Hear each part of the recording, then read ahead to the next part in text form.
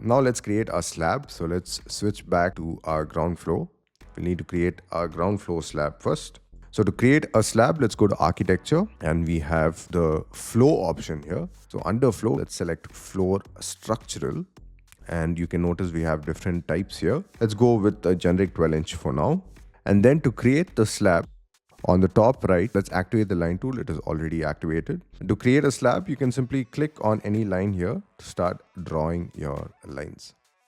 So when you want to create a slab, you'll need to create an enclosed region. So if I click on the green finish edit mode now, we get an error. So line must be in closed loops. So let's create closed loop. And the best way to create lines would not be manually with the line tool, rather with the pick lines option, and simply select the exterior core layer of your wall and not the finish face exterior. In case you're not able to select the core exterior line, what you can do is, so you need to tap the tab key about 2 times or 3 times till you get this line, and then simply click on that line. So we picked this line. Similarly, I'm going to go through the entire project. Perfect. I've created the boundary lines. Now I can click on finish edit mode, but I still get an error.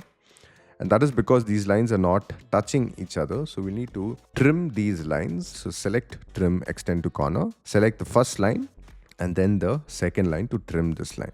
So I'm going to go through the entire building and trim all these lines. Now, most students make the mistake of selecting the shorter line first and then the longer line. So you would trim it the wrong way. So make sure you trim it always by selecting the longer side of the line, which is this line here, and the longer side of this line, which is this side here, so that the shorter side gets deleted. And also, before I click on finish edit mode, it's a good idea to go through these settings here. So the level where I'm creating this slab is ground floor slab top, which is right. Height offset from this level should be 0. We do not need an offset.